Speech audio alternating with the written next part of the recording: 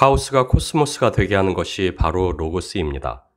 다시 말해 혼돈을 질서로 존재케 하며 유지케 하는 힘이 바로 로고스입니다. 혼돈하고 공허하며 흑암이 깊음 위에 있던 곳에 역사하여 세계가 질서로 창조되게 한 것이 로고스요. 또한 창조된 세계가 질서로 유지되게 하는 것도 로고스, 곧 하나님의 말씀입니다. 의심의 여지 없이 세상의 질서와 안전을 부여하고 유지되게 하는 능력, 로고스의 근원은 하나님이시오. 하나님의 거룩한 성품, 공의와 사랑이야말로 그 권세의 원천이라 할 수 있습니다.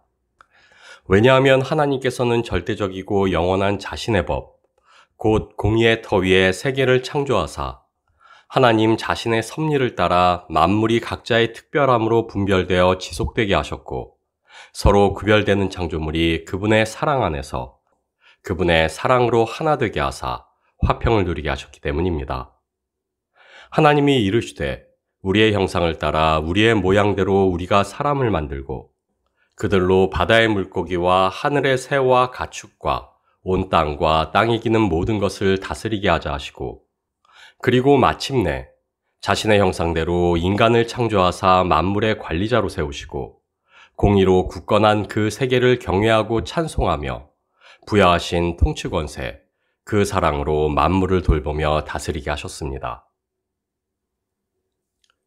하나님께서는 인간으로 하여금 그분의 사랑 안에서 그 사랑으로 서로와 만물을 다스리게 하사 창조된 가시세계의 근원이 누구이며 주권이 누구에게 있는가를 분명케 하셨습니다.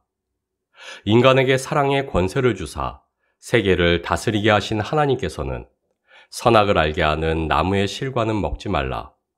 또한 말씀의 법을 주사 그분의 공의 위에 세워진 세계가 견고히 유지될 수 있게 하셨습니다. 하나님께서는 자신과의 교제 안에서 인간이 그 사랑의 권세를 누릴 수 있게 하셨고 하나님의 법 앞에 세우사 인간이 자신의 공의 안에 거할 수 있게 하셨습니다.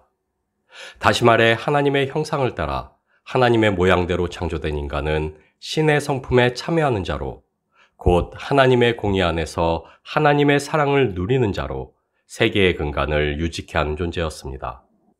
그렇기에 인간의 불순종은 단순히 작은 사고가 아닌 세계 창조의 근간을 부정하며 흔드는 것이었고 그 틈을 파고들어 인간의 심처에 들어앉은 죄는 수치로 인간을 사로잡아 내가 벗었으므로 두려워하여 숨었나이다. 인간이 더 이상 하나님과의 원활한 교제로 나아갈 수 없게 만들었습니다. 공의를 부정한 인간은 그렇게 하나님의 심판을 기다리게 되었고 사랑의 권세를 누릴 수 없게 된 인간은 오히려 죄의 권세 아래 종노릇하게 되었습니다.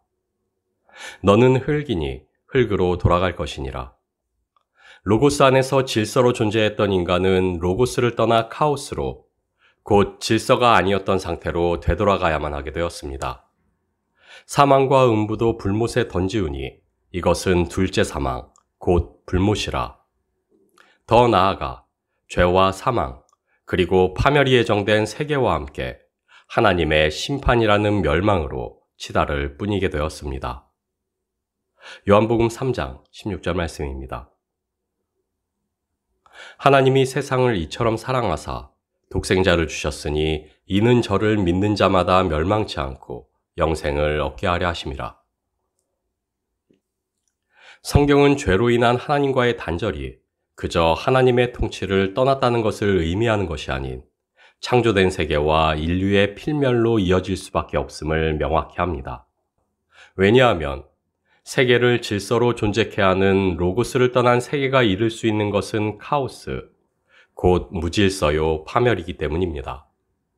그래서 성경은 죄의 싹은 사망이라 죄가 통치하는 이 세계의 결국이 죽음이요 멸망일 뿐임을 명백히 하며 그래서 사도 베드로는 그날의 하늘이 불에 타서 풀어지고 물질이 뜨거운 불에 녹아지리라 단언합니다. 멸망치 않고 하나님께서는 우리 죄의 결과가 무엇이며 구원의 목적이 무엇인지를 그분의 말씀을 통하여 분명히 하셨습니다. 죄의 결과는 카오스, 즉 멸망이요. 구원은 영생, 그 멸망으로부터 구조되어 새로운 피조물로서 새로운 창조의 질서를 누리는 것입니다. 그렇게 우리를 구원하신 하나님의 목적은 단지 인류의 회생만이 아닌 세계 전체의 회복, 곧 재창조에 있다 할 수 있습니다. 하나님이 오로지 통치하시는 그 나라에 있다 할 수 있습니다. 그래서 성경은 하나님이 인간만이 아닌 세상을 이처럼 사랑하셨다 기술합니다.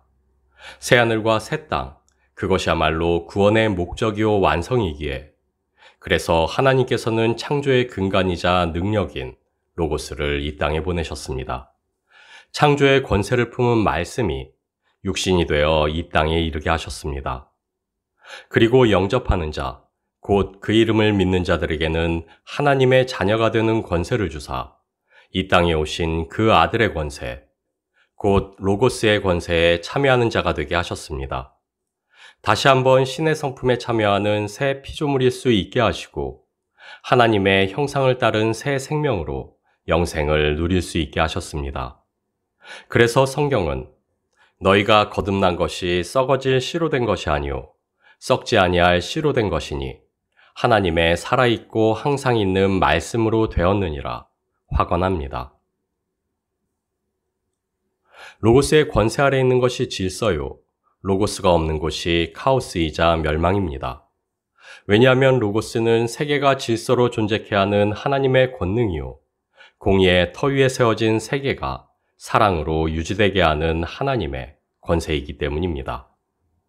그렇게 우리는 로고스 안에서 그 권세로 살아갈 때 질서이자 생명일 수 있습니다. 말씀이 육신되어 오신 예수 그리스도 안에 있을 때, 다시 말해 오직 그리스도께 매여 그리스도의 능으로 살아갈 때 우리는 질서이고 생명이며 영원일 수 있습니다. 하나님은 무질서의 하나님이 아니시오. 오직 화평의 하나님이시라. 그래서 우리 신앙의 질서를 강조한 사도 바울은 너희가 질서 있게 행함과 그리스도를 믿는 너의 믿음이 굳건한 것을 기쁘게 봄이라. 우리 신앙의 질서를 믿음과 결부시켜 언급하며 우리 평안의 근원이 되시는 그리스도 예수를 다시 한번 상기케 합니다. 베드로 후서 3장 7절 말씀입니다. 이제 하늘과 땅은 그 동일한 말씀으로 불사르기 위하여 간수하신 바 되어 경건치 아니한 사람들의 심판과 멸망의 날까지 보전하여 두신 것이니라.